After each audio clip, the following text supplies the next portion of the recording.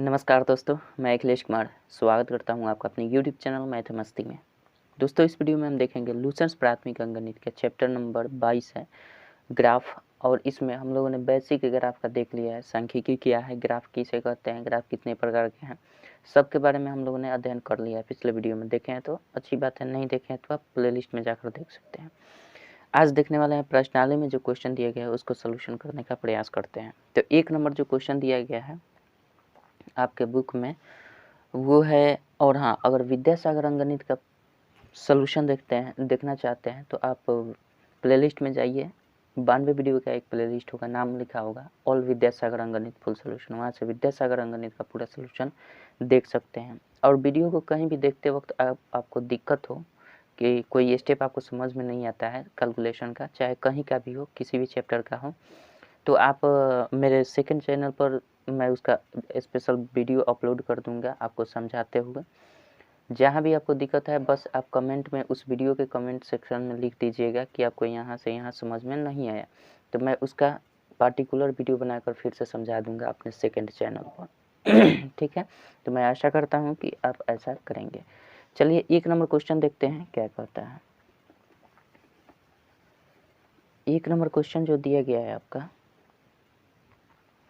कह रहा है पटना के एक टीवी के एक दुकान से सोमवार, मंगलवार, बुधवार, बृहस्पतिवार, शुक्रवार और शनिवार को क्रमशः 25, 30, 20, 25, 40 और 45 टेलीविज़न की बिक्री हुई। इन आंकड़ों को सारणी में व्यक्त कर दंडालेख खींचे। ठीक है, तो इस चैप्टर में मैंने जैसा कि बेसिक में बताया था कि हम इसमें केवल और केवल दंडालेख की बात करेंगे। पूरे क्वेश्चन में दंडालेख की ही बात की गई है। तो इसमें पहले तो कह रहा है इस क्वेश्चन का सारणी खींचना है। तो सारणी में हमें क्या क्या इन्फॉर्मेशन दिया गया है, हमें दिन दिया गया है। पहले हम एक टेबल बना लेते हैं, सारणी, दिन दिया गया है और टेलीविज़न की संख्या दी गई है, कितनी बिक्री हुई टेलीविज़न की संख्या दी गई है।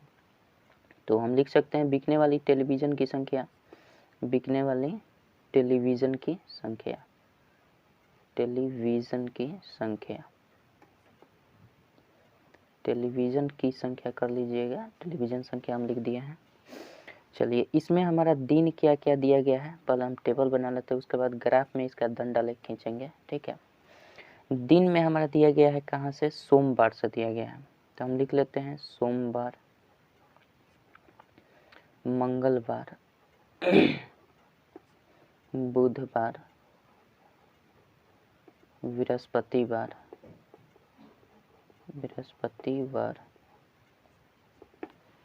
उसके बाद शुक्रवार, उसके बाद शनिवार, उसके बाद रविवार। यही शायद दिया गया है। इतने दिन का हमें टेलीविज़न की बिक्री की संख्या बतानी है। रविवार का नहीं है शायद, शुक्रवार, शनिवार, रविवार का नहीं है, तो इसको हटा दीजिए। रविवार का नहीं है, इतना ही करना है। और इसका हमारा दे दिया गया है टेबल में, ऐसे कुछ हम टेबल बना लेंगे इसका इस प्रकार से, और डाटा को हम इसमें डाल देंगे, किस दिन कितने टीवी की बिक्री हुई है। ठीक है, तो इसको हम ऐसे कर लेते हैं। ये रहा हमारा सारणी बन गया। अब इसमें केवल सजा देना है, क्रमशः दिया गया है, यानी सोमवार जो दिया गया है, सोमवार को पहले जो अंक में दिया गया है संख्या में 25, ये सोमवार को डिनोट करता है। 30 जो डिनोट करता है वो मंगलवार को, मतलब क्रम से दिया गया है। तो हम डायरेक्ट क्रम से लिख सकते हैं, पहले 25 दिया गया है, उसके बाद 30 दिया गया है, उसके बाद 20 दिया गया है, फिर 25 दिया गया है, उसके बाद 40 दिया गया है, उसके बाद 45 दिया गया। मतलब यही टीवी की बिक्री हुई है। सोमवार को 25, मंगलवार को 30, बुधवार को 20, बृहस्पतिवार को 25, शुक्रवार को 40, शनिवार को 45। अब इसका हम ग्राफ खींच देना है, हमने सारणी बना दिया, तो ये सारणी हो गया। ये हमारा हल लिख सकते हैं, ये हमने हल कर दिया, सारणी बना दिया। अब सारणी बनाने के बाद अब हमें क्या करना है, इसका दंड आलेख खींचना है। तो दंड आलेख हम या तो ग्राफ पर खींच सकते हैं या फिर इस पर भी खींच सकते हैं। मतलब हम आपको बताने के लिए इस पर भी बता सकते हैं, लेकिन ग्राफ है तो मैं ग्राफ पर ही बता दूंगा। ठीक है, तो ग्राफ के जो सादे वाले पेज होते हैं, जैसे कि मैं आपको दिखा दूँ,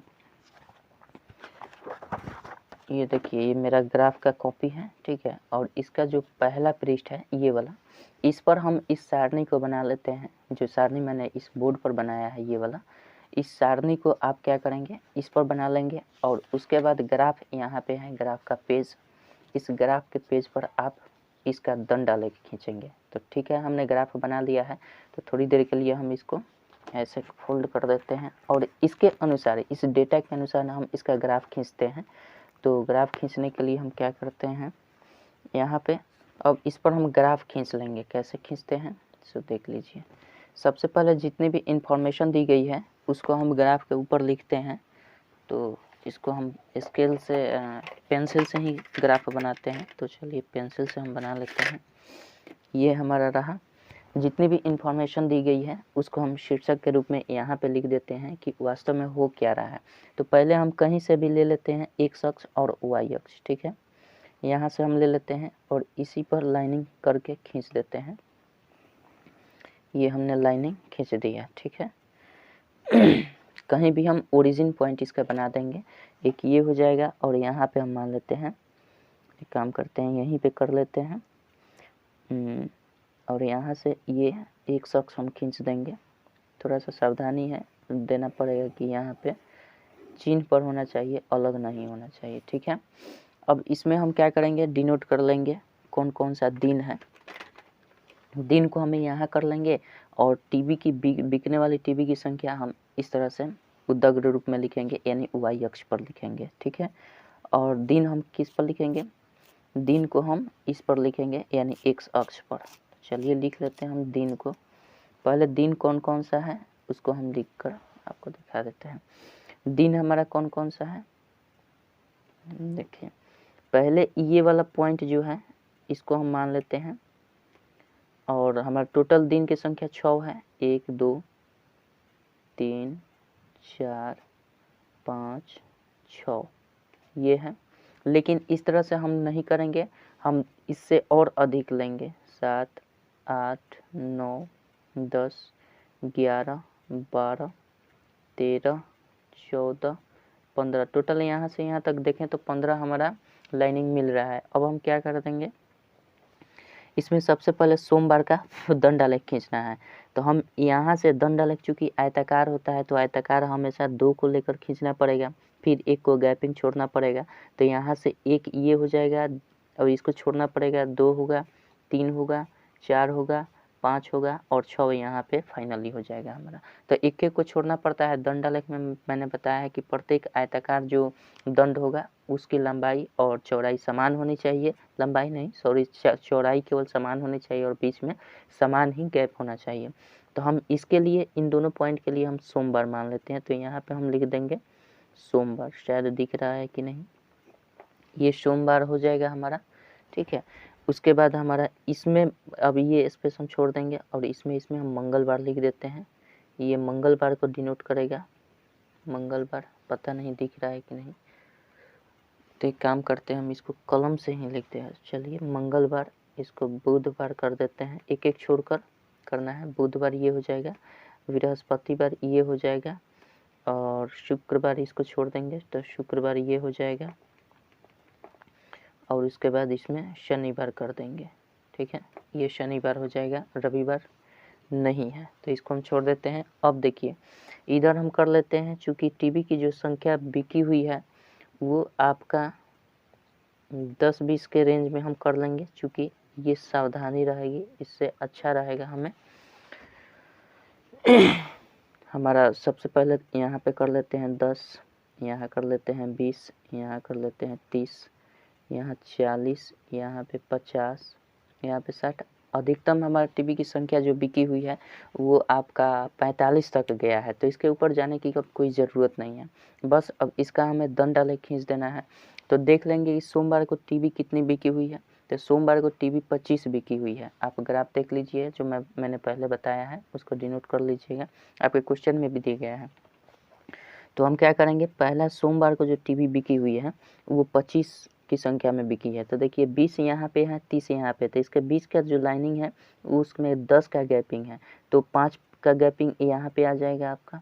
यहाँ पे ध्यान से देखिएगा, 5 का गैपिंग यहाँ पे आ जाएगा। तो ये हमारा 25 को इंडिकेट करेगा। तो 25 कहाँ पे आएगा, यहाँ पे आएगा, इस बिंदु पर 25 आएगा। तो यहाँ पे हम क्या कर देंगे, लाइनिंग खींच देंगे इस तरह से ग्राफ में। ये हमने लाइनिंग खींच दिया और इसको वृत्ताकार बना देंगे, सॉरी वृत्ताकार नहीं आयताकार बना देंगे, ये देखिए। और इसको हम ऐसे मिला सकते हैं, पेंसिल से ही मिलाना चाहिए, ऐसे भी मिल गया, ठीक है। तो ये हमारा किसको इंडिकेट करता है, ये सोमवार को कितनी टीवी बिकी इसको इंडिकेट करता है। तो यहाँ पे हम लिख सकते हैं इसको बिकने वाली टीवी की संख्या, बिकने वाली टीवी की संख्या,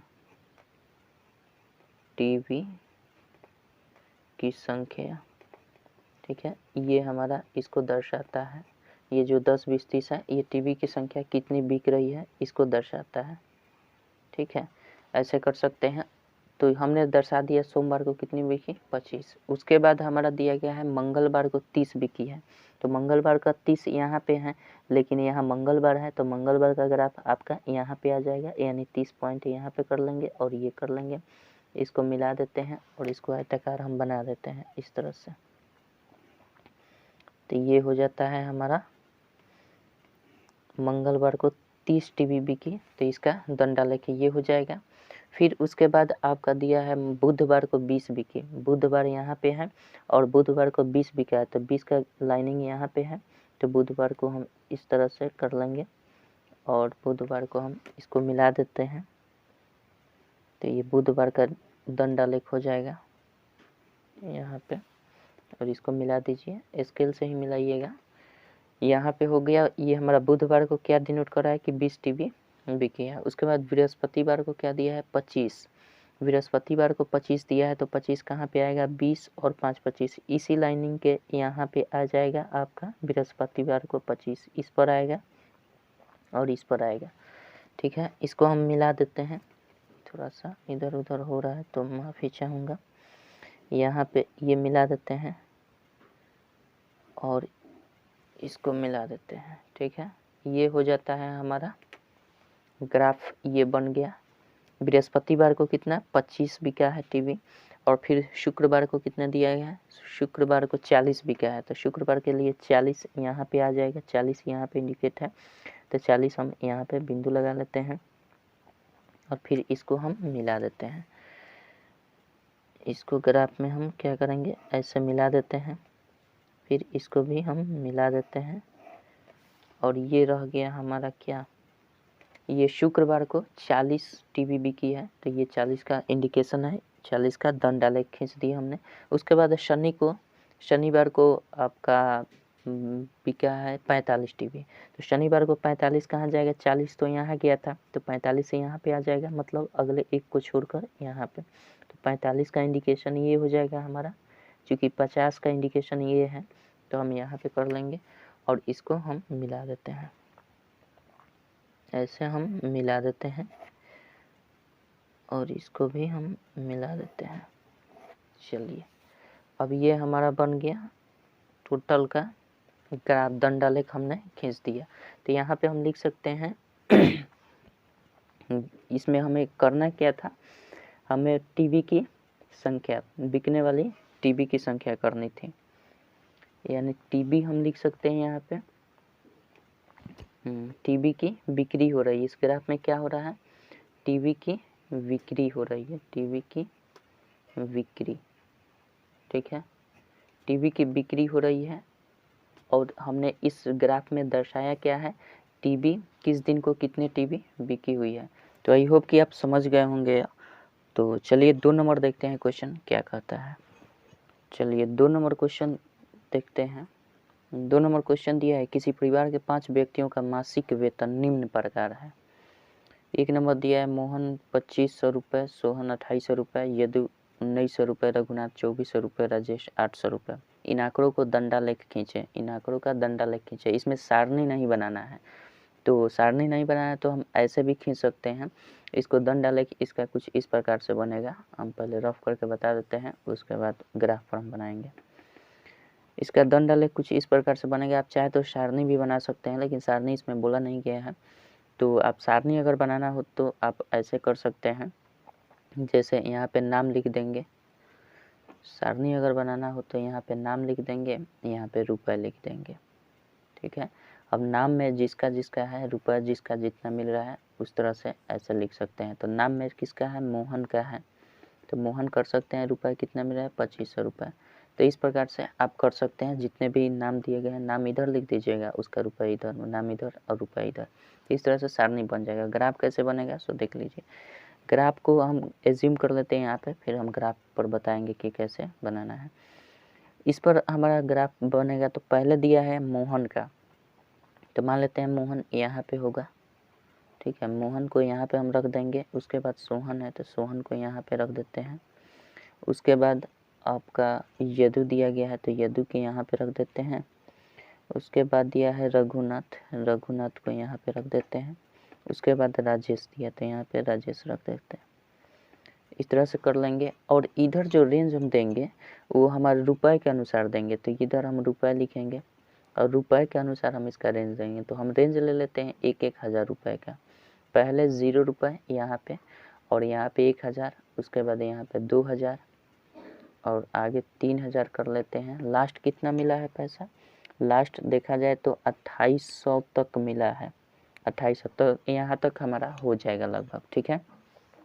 तो इसके बीच में अगर देखा जाए तो 500 आएगा, इसके बीच में 500 आएगा, क्योंकि यहाँ से यहाँ तक के जो हमने रेंज लिया है वो आपका 1000 का है। तो इसके मध्य बिंदु तक हमारा कितना हो जाएगा 500 नीचे और 500 इसके ऊपर, ठीक है। फिर इसका मध्य बिंदु 500 का होगा, फिर इसका 500 का होगा, ठीक है। तो इस प्रकार से हम सजा लेंगे। मोहन का बोल रहा है तो मोहन का हमारा क्या हो जाएगा, मोहन का बोल रहा है 2500 रुपये, तो 2500 हम कहाँ जाएंगे, 2000 तो यहाँ पे है और 500 और बढ़ जाएंगे तो 2500 यहाँ इंडिकेट करेगा। तो मोहन के लिए हम यहाँ पे एक दंडालेख खींच देंगे और ये इंडिकेट हो गया। तो मोहन के लिए हमने इंडिकेट कर दिया। उसी प्रकार से सोहन का बोल रहा है तो सोहन का 2800 तक जाना है, तो सोहन का 30 तक तो यहाँ पे है और यहाँ इसके बीच में हमारा 500 का डिफरेंट है। तो यहाँ पे हम क्या करें 2500 तो यहाँ पे हो गया और इससे 3 बिंदु और आगे जाएंगे 3 लाइन, तो ये हमारा 2800 यहाँ इंडिकेट हो जाएगा। ग्राफ में देखेंगे बनाकर तो हमारा समझ में आ जाएगा, ज़रा सा भी गलती नहीं होगा। उसी प्रकार से यदु का दिया है 1900, तो 1900 हम क्या कर देंगे, यहाँ पे हमारा 2000 है, इससे ठीक एक लाइन नीचे आएंगे तो 1900 यहाँ पे इंडिकेट हो जाएगा। तो यहाँ पे यदु के लिए 1900 ये ग्राफ हो जाएगा, ठीक है, ये दंडालेख हो जाएगा। उसके बाद रघुनाथ का बोल रहा है तो रघुनाथ के लिए अगर देखा जाए तो आपके बुक में क्वेश्चन दिया है, देखिएगा रघुनाथ का 2400 दिया है, तो 2400 2500 तो यहाँ तक हो रहा है, तो इसके नीचे एक लाइन और नीचे आ जाएंगे डाउन में, तो ये 2400 का इंडिकेट कर देगा। तो रघुनाथ के यहाँ पे हमने 2400 कर दिया। इस तरह से दंडालेख में इसको ऐसे दर्शा देंगे। उसके बाद राजेश का जो दिया है 800, तो राजेश का 800 दिया तो 1000 तो यहाँ पे है, तो 2 लाइन नीचे आएंगे तो ये हमारा क्या हो जाएगा, 2 लाइन नीचे आएंगे तो ये राजेश का 800 का दंडालेख बन जाएगा, ठीक है। इस प्रकार से कुछ ग्राफ में हमारा बनेगा। चलिए ग्राफ में बनाकर देखते हैं किस प्रकार से बनेगा। तो सबसे पहले तो हम इसका एक XY अक्ष खींच देंगे, जैसे यहाँ से हम कर लेते हैं, ये हमने खींच दिया, ठीक है, लाइनिंग। ये Y अक्ष हो गया और फिर हम यहाँ से कर लेते हैं X अक्ष, ठीक है, X अक्ष कर लेंगे। अरे सॉरी, यहाँ पे सही सीधा लाइन खींचना पड़ेगा, ये हमने खींच दिया, ठीक है। अब इसमें हम इंडिकेट कर देंगे एक एक को छोड़कर, इस लाइन को हम इसको इस आयत को हम क्या बना देंगे, पहले जो दिया है उस नाम को कर देंगे। तो मोहन दिया है तो इसको हम मोहन के लिए रहने देते हैं। और इधर हम रेंज क्या लिए थे 0 और इधर 1000 लिए थे, फिर 2000, फिर इसके बाद 3000, इतना ही में हमारा हो जाएगा। तो अब हम क्या करेंगे, मोहन के लिए हमारा दिया है 2500 रुपये, तो मोहन के लिए 2500, 2000 यहाँ हो जाएगा और इसके अंदर 10 लाइन है, तो 10 लाइन, एक लाइन का वैल्यू हमारा 100 होगा। तो यहाँ से यहाँ तक हमें 25 जाना है, तो यहाँ पे 5वां लाइन है, तो 5वां लाइन यहाँ पे 500 का इंडिकेट करेगा। यहाँ से यहाँ तक के जो रेंज है 500 को डिनोट करता है, तो 2000 यहाँ तक पहुँचे और 500 यहाँ, तो 2500 हो गया। तो मोहन के लिए 2500 कहाँ इंडिकेट करेगा, यहाँ पे। तो यहाँ पे हम ये कर लेते हैं और इसको मिला देते हैं, इसको हम मिला देंगे, ये मिल गया और इस ऊपर से इसको भी मिला देंगे, तो ये हमारा हो जाएगा मोहन के लिए 2500, ठीक है। चलिए उसके बाद हम देखते हैं मोहन का हो गया, उसके बाद सोहन का 2800 रुपया दिया है, तो सोहन का एक छोड़कर करेंगे, तो सोहन यहाँ पे हम लिख देते हैं और इसका 2800 दर्शाना है, तो 3000 यहाँ पे है, 200 एक लाइन का अंतर जो है, एकदम छोटा सा लाइन जो है, एक लाइन का अंतर हमारा 100 का बराबर है, तो 2 लाइन छोड़ेंगे तो 200 छोड़ देंगे, तो 3000 में से 200 छोड़ेंगे तो 2800 बच जाएगा। तो ये हमारा देख लीजिएगा यहाँ पे बन रहा है, इसका लाइनिंग 2 छोड़कर ऊपर से, तो यहाँ से ऊपर से 2 छोड़ेंगे, 1 और 2 इसको छोड़ देंगे, तो यहाँ से हमारा क्या हो जाएगा, ये हो जाएगा इंडिकेशन इसका 2 लाइन छोड़कर, ठीक है। और इसको हम मिला देंगे तो ये 2800 को इंडिकेट कर देगा, ठीक है। चलिए अब इसको हम मिला देते हैं यहाँ से यहाँ तक, ठीक है। ये 2800 का इंडिकेशन हो गया। अब दिया है सोहन के बाद यदु, यदु को एक लाइन छोड़कर फिर यदु को हम इंडिकेट कर देते हैं यहाँ पे, और यदु का दिया गया है 1900, तो 2000 यहाँ पे है, एक लाइन छोड़ेंगे तो 1900 हो जाएगा, तो यहाँ से हम एक लाइन छोड़ दिए हैं, तो ये हमारा 1900 का इंडिकेशन हो जाएगा, ठीक है। देख लीजिएगा, तो इसको हम मिला देते हैं, ऐसे पहले मिला देते हैं, ये यदु के लिए हो जाएगा 1900 का दंड आलेख, और इसको हम मिला देते हैं एक लाइन छोड़कर, देखिए एक लाइन हमने छोड़ दिया है, ठीक है।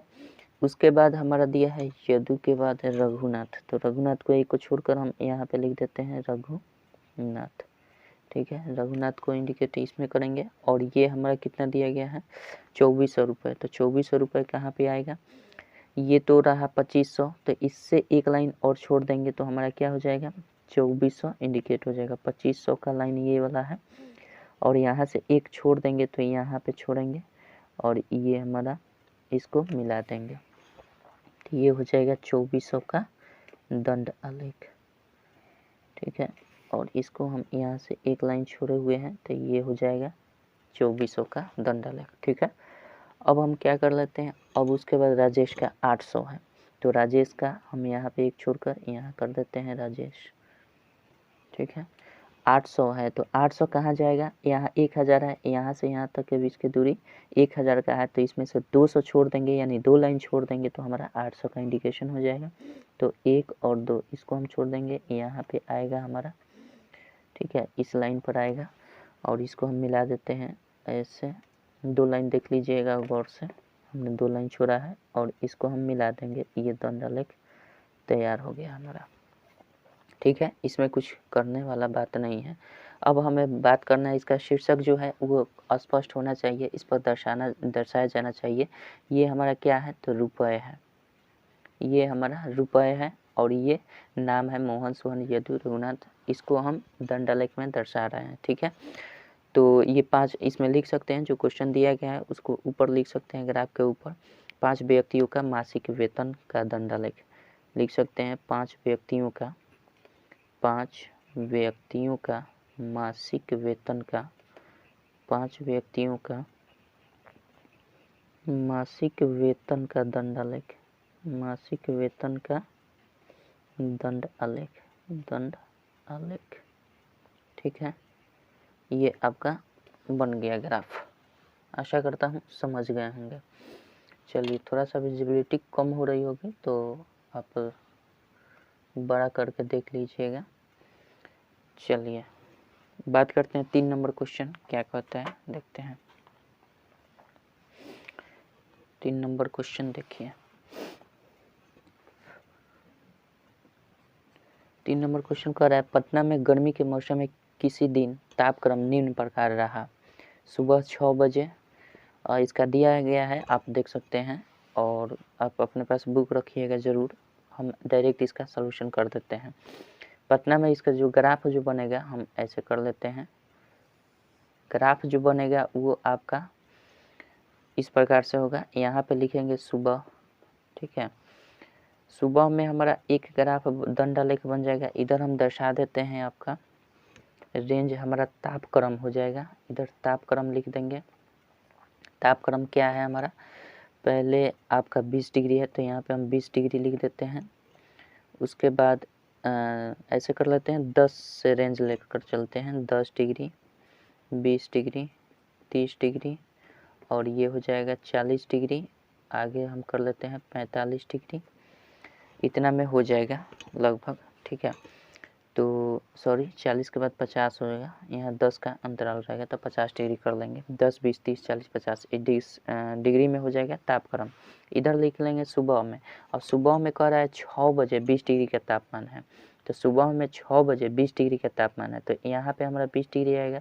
यहाँ से हम ऐड कर लेंगे, इसके अंदर ही हम 6 बजे कर देते हैं। ठीक है, इसके अंदर हम इंडिकेट कर देंगे 6 बजे, तो ये 6 बजे 20 डिग्री सुबह में हो गया। फिर सुबह में ही बोल रहा है 9 बजे 30 डिग्री का तापमान है, सुबह में 9 बजे 30 डिग्री का तापमान, तो 9 बजे यहाँ पे हम कर लेते हैं। और यहाँ से यहाँ तक जो हमने किया है ये सुबह की बात किया है। ठीक है, तो ये सुबह में 6 बजे, इस सुबह में 9 बजे, तो इसमें हम 9 बजे लिख देते हैं। और तापमान कितना है 30 डिग्री, तो 30 डिग्री यहाँ पे इंडिकेट कर देते हैं इसके सामने। ठीक है, उसके बाद कह रहा है दोपहर में 12 बजे, उसके बाद दोपहर में 12 बजे 40 डिग्री है, तो 40 डिग्री यहाँ पे है, तो 40 डिग्री हम यहाँ पे कर लेते हैं, यहाँ से खींच लेते हैं। और ये किसको दर्शा रहा है, ये देखिए इतना मोटा नहीं होना चाहिए, इसकी भी इसके चौड़ाई के ही बराबर इसकी भी चौड़ाई होनी चाहिए। ग्राफ में बनाएंगे तो परफेक्ट रूप से होगा, ऐसे हम आपको दिखा रहे हैं। तो ये 9 बजे हो गया। उसके बाद 12 बजे 40 डिग्री होना चाहिए, तो 40 डिग्री दर्शा दिए कितने बजे, 12 बजे, तो 12 बजे हम लिख देते हैं।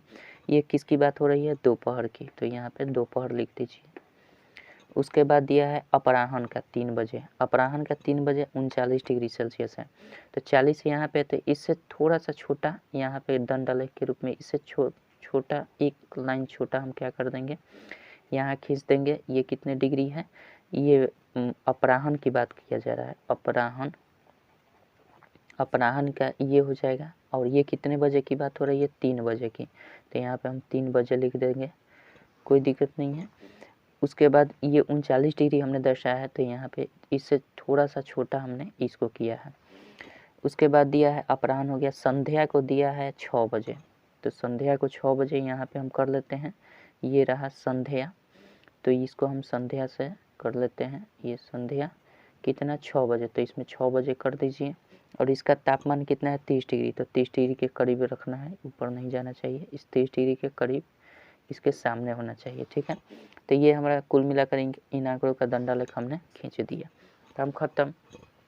अब देखिए इसको ग्राफ पर कैसे बनाएंगे वो देख लेते हैं। ये ग्राफ हो गया, और इसको सिंपल जिस तरह से अभी मैंने रफ करके बताया उसी तरह से आपको भी करना है। यहाँ पे हम ले लेते हैं ये देखिए एक्स अक्ष वाई अक्ष ले लेते हैं, ये हो जाएगा, यहाँ से हमने खींच दिया, फिर ऐसे खींच देंगे, वाई अक्ष हो गया। हमें लेना क्या है, इधर हम ले लेते हैं सुबह, इधर पहले हम ले लेते हैं तापमान, इधर हम लिखेंगे तापक्रम, तापक्रम या तापमान लिख सकते हैं।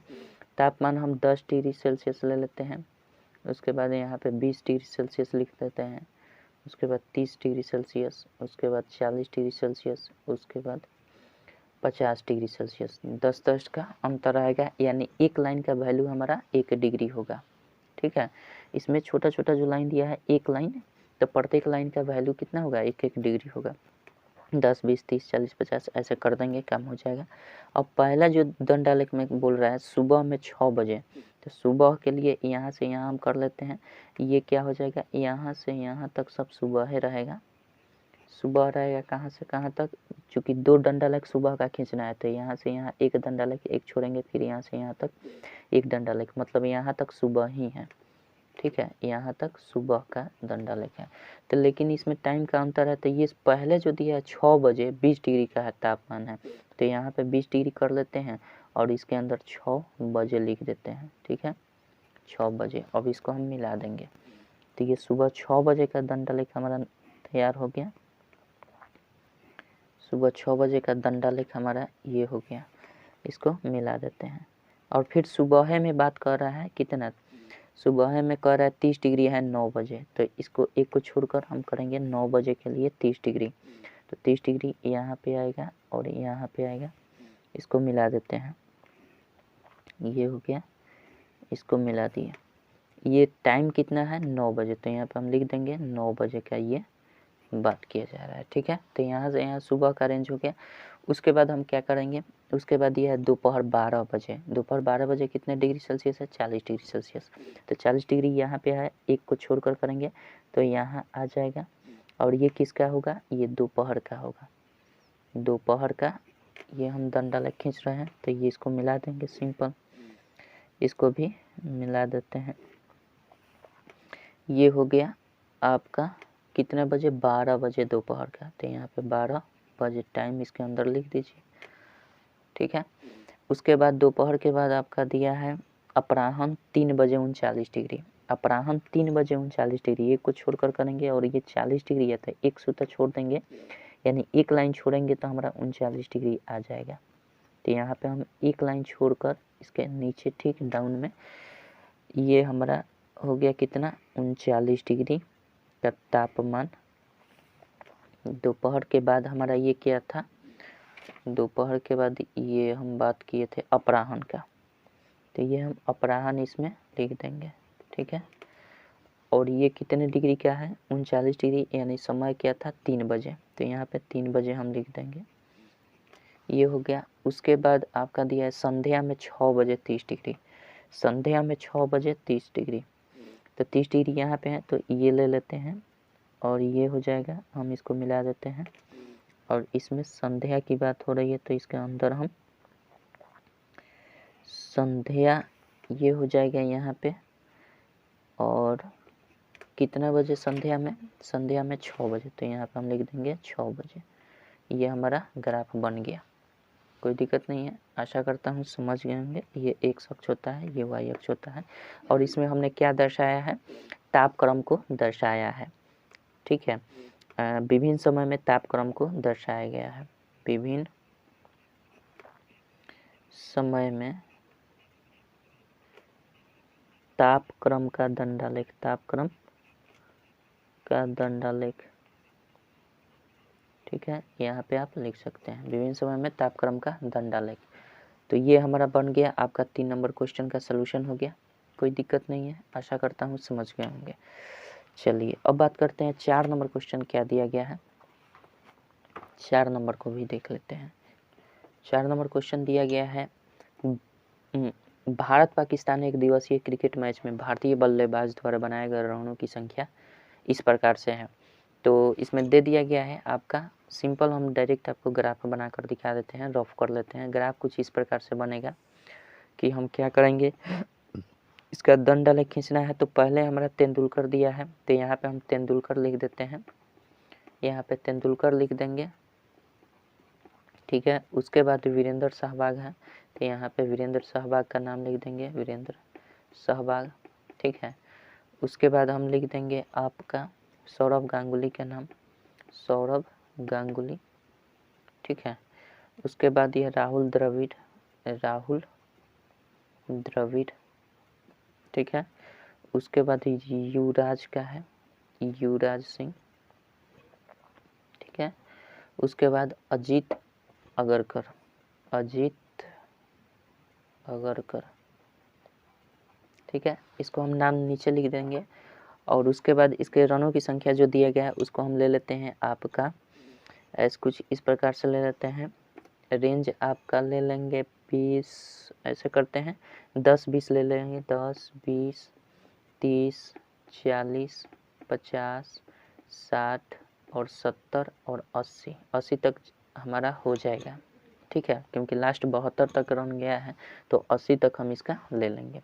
और इसको खींचेंगे कैसे, देखिए तेंदुलकर का दिया है आपका 72 रन, तो 70 के बाद 2 लाइन ऊपर जाएंगे तो यहाँ पे 72 आ जाएगा। तो कुछ इस प्रकार से हम दंडालेख यहाँ खींच देंगे तेंदुलकर के सामने। ठीक है, वीरेंद्र सहवाग का दिया गया है 18 रन, तो 20 यहाँ पे है तो इसके ठीक 2 लाइन नीचे आएंगे तो 18 का इंडिकेशन हो जाएगा। तो यहाँ पे हम 18 का वीरेंद्र सहवाग का कर देंगे। ठीक है, उसके बाद आपका दिया है सौरव गांगुली का, कितना दिया है 32 रन, तो 30 के बाद 2 लाइन ऊपर जाएंगे तो ये 32 का इंडिकेशन हो जाएगा। तो सौरव गांगुली का दंडालेख यहाँ पे खींच देंगे। ठीक है, राहुल द्रविड़ का दिया गया है आपका 40 रन, तो 40 का टोटल इस पर हुबहू इसी लाइन पर हम कर देंगे, यानी 40 का ये राहुल द्रविड़ का हो गया। उसके बाद युवराज सिंह का 71 रन है, तो 70 के बाद एक लाइन ऊपर जाएंगे तो यहाँ पे लगभग आ जाएगा, तो युवराज सिंह का यहाँ पे दंडालेख हो जाएगा। उसके बाद अजीत अगरकर का है, अजीत अगरकर का 24 रन है, तो यहाँ पे हमारा 20 हो जाएगा और इससे 4 लाइन ऊपर जाएंगे तो यहाँ पे लगभग आपका आएगा, तो यहाँ पे इसका दंडालेख खींच देंगे। कुछ इस प्रकार से दंडालेख इसका तैयार हो जाएगा। आशा करता हूँ समझ गए होंगे। चलिए इसको ग्राफ पर बनाकर देख लेते हैं। इसको ग्राफ में बनाना है तो हम यहाँ से खींच लेते हैं और ये हो जाएगा यहाँ से। चलिए ये हमने खींच लिया और इसको क्या करेंगे, इसको वाई अक्ष की तरफ खींच लेते हैं और इसका रनों की संख्या के अनुसार हम इसका रेंज रखेंगे। 0 पहले रहेगा, 0 से 10 20 30 ले लेते हैं, 10 यहाँ पे 20 कर लेते हैं, यहाँ पे 30 कर लेते हैं, यहाँ पे 40 हो जाएगा, यहाँ पे 50 हो जाएगा, यहाँ 60 हो जाएगा, यहाँ पे 70 हो जाएगा, यहाँ पे 80 हो जाएगा। इतना ही में हमारा रन क्लियर हो जाएगा। टोटल का दंडालेख खींच पाएंगे। अब उसके बाद इधर नाम की बात करें तो पहला नाम है आपका तेंदुलकर का, तो इस डिब्बे में हम तेंदुलकर का नाम लिख देते हैं, तेंदुलकर। ठीक है, ये तेंदुलकर का हो जाएगा। और तेंदुलकर कितना रन, 72 रन बनाया है, तो 70 यहाँ पे है, 2 लाइन ऊपर जाएंगे तो 72 हो जाएगा। तो 2 लाइन इधर हम इस लाइन में जाएंगे तो 2 लाइन ऊपर चले जाएंगे, 1 2 यहाँ पे हम कर लेते हैं और इसको हम मिला देते हैं ऐसे। ठीक है, स्केल से मिलाना है आपको, यहाँ पे हम कर देते हैं, इसको मिला देंगे तो ये तेंदुलकर का दंडालेख हमारा हो गया। ठीक है, तेंदुलकर का ये दंडालेख हो गया। उसके बाद दिया गया है सौरव गांगुली का, सॉरी वीरेंद्र सहवाग का दिया है, तो यहाँ पे हम लिख लेते हैं एक लाइन छोड़कर वीरेंद्र सहवाग, वीरेंद्र सहवाग। ठीक है, वीरेंद्र सहवाग लिख देंगे। और इसने कितना रन बनाया है, 18 रन में इन्होंने बनाया है, तो 18 रन कहाँ पे जाएगा, 20 यहाँ पे है, 2 लाइन नीचे आएंगे तो 18 हो जाएगा। तो 20 यहाँ पे है, 2 लाइन नीचे आएंगे तो यहाँ पे हमारा हो जाएगा, ये है वीरेंद्र सहवाग का आपका दंडालेख, तो ये हो जाएगा। इसको मिला देंगे, कोई दिक्कत नहीं है। उसके बाद हमारा दिया गया है वीरेंद्र सहवाग के बाद सौरव गांगुली, तो इसको एक लाइन छोड़कर सौरव गांगुली यहाँ पे कर लेते हैं, सौरव गांगुली, सौरव गांगुली यहाँ लिख लेते हैं। और इसका रन है आपका 32 रन, तो 30 यहाँ पे है, 2 ऊपर जाएंगे तो 32 हो जाएगा, तो 30 यहाँ पे आएगा और 32 2 लाइन ऊपर जाएंगे तो ये हो गया और ये हो गया, और इसको हम सिंपल मिला देंगे। ठीक है, तो ये हो जाएगा हमारा, इसको हम मिला देंगे। ठीक है, तो सौरव गांगुली का हो गया। उसके बाद आपका दिया गया है राहुल द्रविड़ का, राहुल द्रविड़ का एक लाइन छोड़कर कर लेते हैं, राहुल द्रविड़, राहुल द्रविड़ इन्होंने बनाया है 40 रन, तो 40 रन का ग्राफ हमारा यहाँ पे आएगा, तो 40 रन का इंडिकेशन यहाँ पे हो जाएगा। इसको मिला देंगे और सिंपल इसको खींच देंगे, ये हो गया राहुल द्रविड़ का। उसके बाद दिया है युवराज सिंह का, युवराज सिंह, इसको एक को छोड़कर युवराज सिंह यहाँ पे कर देते हैं, युवराज सिंह। ठीक है, युवराज सिंह का कितना है, युवराज सिंह का 71 रन, तो 70 यहाँ पे है, तो 70 का रेंज हम देख लेते हैं, यहाँ पे है, एक लाइन ऊपर जाएंगे तो ये हमारा 71 हो जाएगा और इसको हम ऐसे मिला देते हैं और ये हो जाएगा आपका, और ये हो जाएगा यहाँ पे। ठीक है, युवराज सिंह हो गया। उसके बाद अजीत आगरकर, अजीत आगरकर का यहाँ पे एक लाइन छोड़कर कर लेते हैं, अजीत आगरकर। ठीक है, इसने बनाया है 24 रन, तो 20 यहाँ पे है, 25 यहाँ पे आ जाएगा, तो इसका लाइन यहाँ पे है, तो 25 के से ठीक एक लाइन नीचे आएंगे तो ये 24 का इंडिकेशन हो जाएगा। तो इसको हम मिला देते हैं, 25 से एक लाइन नीचे तो ये 24 हो जाएगा। इन्होंने 24 रन बनाया, तो इस प्रकार से हम दंडालेख खींच सकते हैं, कोई दिक्कत नहीं है। तो यहाँ पे लिख सकते हैं खिलाड़ियों द्वारा बनाए गए रनों का दंडालेख, यहाँ पे लिख सकते हैं खिलाड़ियों द्वारा बनाए गए, खिलाड़ियों द्वारा बनाए गए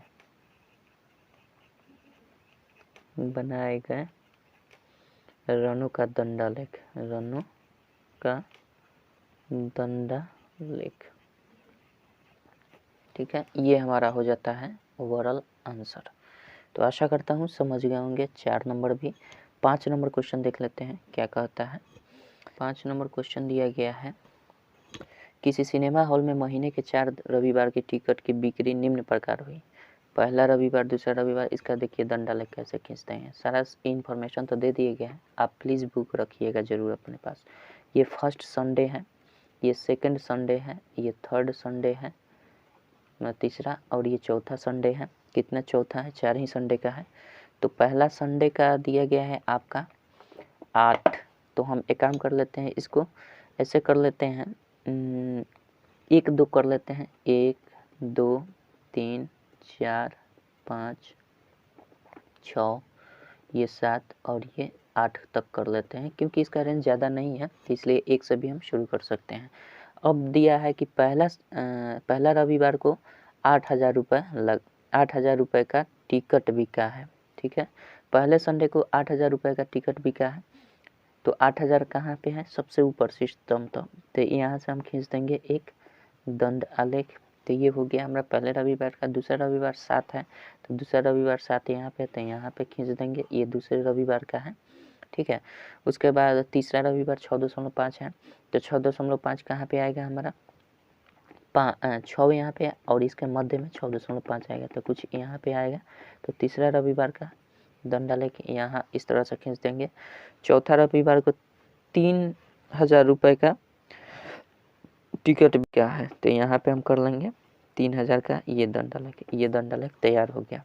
ठीक है, बिकने वाली टिकट की बिक्री लिख सकते हैं यहाँ पे, टिकट की बिक्री का दंडालेख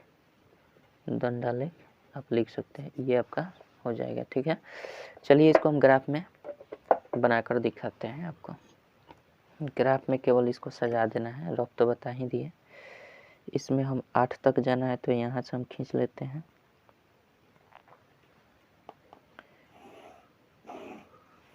और एक अक्ष ऊपर चला जाएगा, वाई अक्ष, सॉरी, ये वाई अक्ष हो गया, ये एक्स अक्ष हो गया।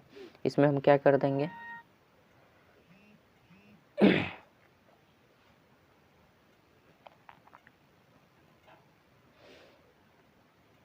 ये हो जाएगा एक्स अक्ष, ये वाई अक्ष। इसमें हम क्या करेंगे, रेंज जो लेंगे 1 से लेते हैं, 1 2 3 4, ये 5, ये 6, ये 7, ये 8, ऊपर 9 तक कर सकते हैं, लेकिन 8 तक में हमारा काम हो जाएगा।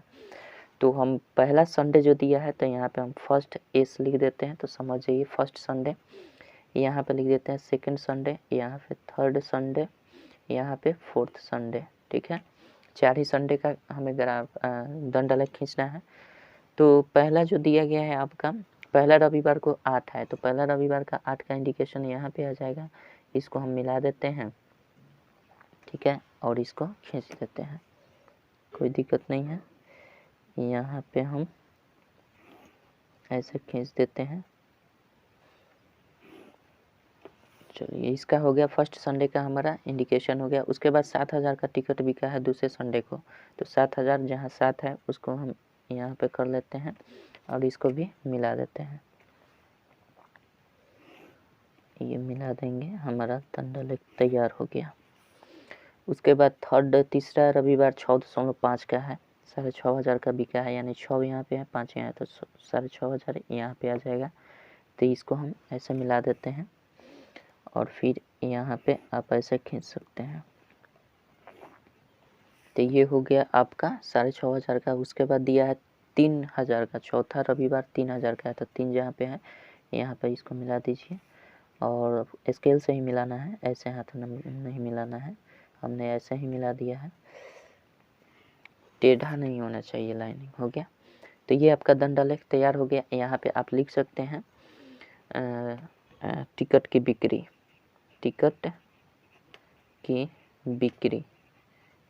बिक्री है, किस में? रुपये, 1000 रुपये में, 1000 रुपये में।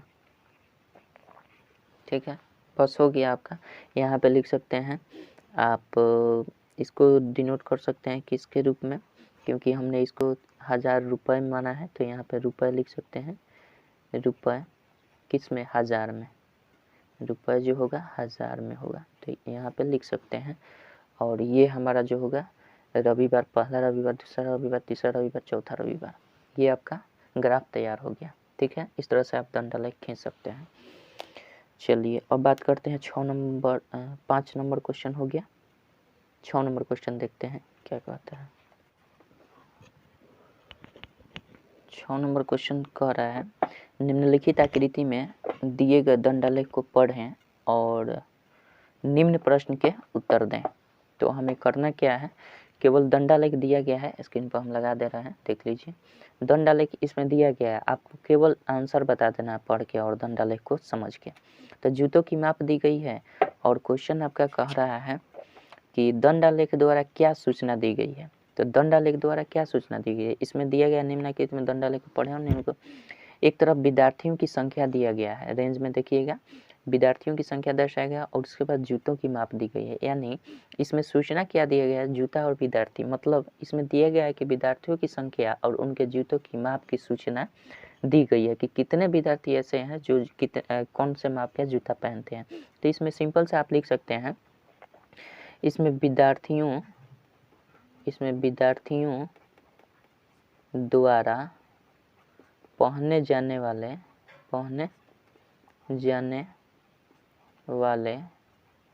जूतों की माप की जानकारी दी गई है, माप की जानकारी दी गई है। आप लिख सकते हैं जानकारी दी गई है। ठीक है, ये पहले का आंसर आपका हो जाएगा। दूसरा का आंसर आपका क्या होगा, दूसरा जो क्वेश्चन दिया गया है वो देख लेते हैं। दूसरा क्वेश्चन दिया है कि विद्यार्थियों द्वारा पहने गए जूतों की माप की विभिन्न संख्याएं कौन कौन सी है, विभिन्न संख्या कौन सी है। तो देखिए पहला जो दंड आलेख दिया गया है ना, वो पहला माप है, यानी माप नंबर 1 है। उसके बाद जो ग्राफ दंडालेख दिया गया है वो दूसरा माप है, उसके बाद तीसरा माप है, उसके बाद चौथा माप है, उसके बाद 5वां माप है, छठा माप है, और उसके बाद जितने दंडालेख खींचे गए हैं वही सब माप को दर्शा रहे हैं। यानी 1 2 3 4 5 6, मात्र 6 ही दंडालेख खींचे गए हैं। वो 6 दंडालेख जो है अलग अलग माप को दर्शा रहे हैं। तो कितने माप है इसमें, तो 1 2 3 4 5 6, 6 माप का इसमें जूता का माप है। ठीक है, तो 2 का आंसर जो होगा आपका 6 प्रकार के माप हैं इन विद्यार्थियों के जूतों के। तीसरा जो क्वेश्चन दिया गया है आपका, तीसरा क्वेश्चन कह रहा है कि माप संख्या 6 के जूते पहनने वाले विद्यार्थियों की संख्या क्या है। माप 6 के जूते पहनने वाले विद्यार्थियों की संख्या कितनी है, तो 6 जो लास्ट वाला है वो 6 वाला माप है। जो सबसे अंत में दंडालेख खींचा गया है वो 6 का माप है, और 6 का माप इंडिकेट करता है 500 विद्यार्थियों की।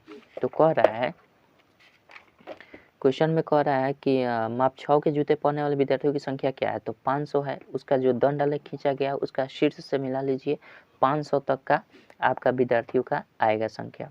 तो उसमें कितने विद्यार्थी हैं, 500 है।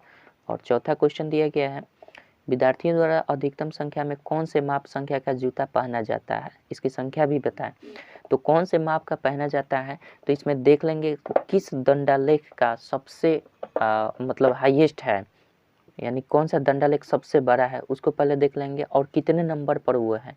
तो वो जितने नंबर पर है वो उसका माप हो जाएगा। तो कितने नंबर पर है, 1 2 3 4, चौथे नंबर पर है, यानी 4 नंबर माप के सबसे अधिक विद्यार्थी जो है वो जूता पहन रहे हैं। और कितने हैं ऐसी संख्या, तो ऐसी संख्या आपका 700 विद्यार्थियों की है, यानी 700 विद्यार्थी जो है 4 नंबर जूते पहन रहे हैं।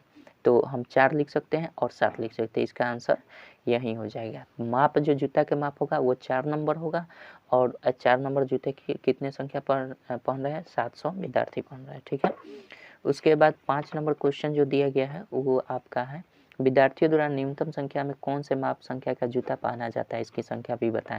तो जिसका दंडालेख सबसे छोटा दिखे वही उसका माप हो जाएगा। तो कितने नंबर पर है, तो ये 5 नंबर पर है। तो 5 नंबर माप के सबसे कम विद्यार्थी पढ़ रहे हैं और कितने विद्यार्थी ऐसी संख्या है, तो वो 100 है। मात्र 100 ही विद्यार्थी को इंडिकेट कर रहा है ये दंडालेख।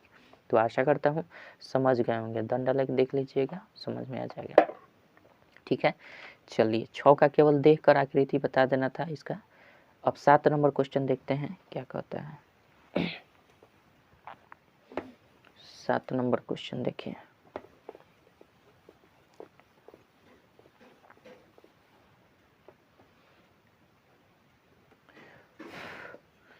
सात नंबर भी क्वेश्चन इसी प्रकार से है, 6 नंबर जैसा है उसी प्रकार से 7 नंबर भी है।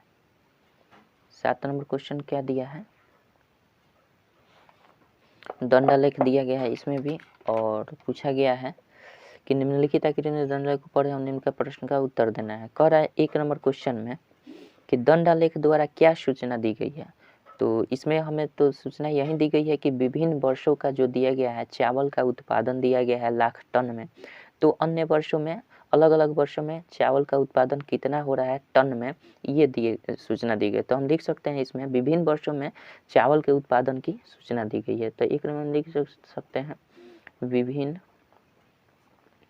वर्ष अंतराल में, विभिन्न वर्ष अंतराल, चूंकि वर्ष का अंतराल नहीं दिया गया तो विभिन्न वर्ष अंतराल में चावल के उत्पादन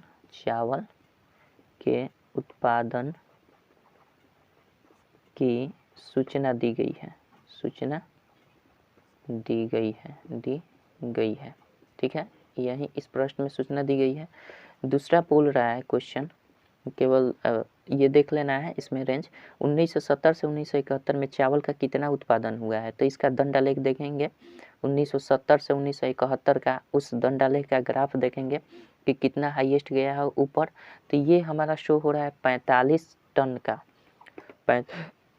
45 को इंडिकेट करता है, जो कि 45 लाख टन में दिया गया है। तो 45 लाख टन आप कर सकते हैं, यानी 45 लाख टन किस में, 1970 से 71 के बीच में 45 लाख टन का चावल का उत्पादन हुआ है। ठीक है, तीसरा जो क्वेश्चन दिया गया है आपका, चावल के अधिकतम एवं न्यूनतम उत्पादन में क्या अंतर है। तो सबसे अधिकतम और सबसे न्यूनतम का उत्पादन का अंतर कर देना है। तो सबसे बड़ा जो दंडालेख आपको दिख रहा है वो क्या दिख रहा है, 1980 से 81 का। तो 1980 से 81 में आपका कितना का ग्राफ गया है, कितना लाख टन का उत्पादन हुआ है, तो 55 लाख टन का उत्पादन हुआ है। और फिर सबसे न्यूनतम जो दंडालेख का खींचा गया है वो आपका 1950 से 51 का है। ठीक है, तो 1950 से 51 में कितना का अंतर है, 25 लाख टन का उत्पादन हुआ है। तो इन दोनों का अंतर बता देना है। तो अंतर कर देंगे तो 30 लाख टन का अंतर हो रहा है। तो यही आपका 30 लाख टन आंसर हो जाएगा। ठीक है, आशा करता हूँ समझ गए होंगे। तो ग्राफ चैप्टर हम लोगों ने ख़त्म कर दिया। अगले चैप्टर से मिलेंगे 23 नंबर चैप्टर क्षेत्रफल, त्रिभुज और वृत्त से। तो चलते हैं, आशा करता हूँ कि आपको ये समझ में आ गया होगा। तो मिलते हैं अगले वीडियो में 23 नंबर चैप्टर से। तब तक के लिए जय हिंद, जय भारत।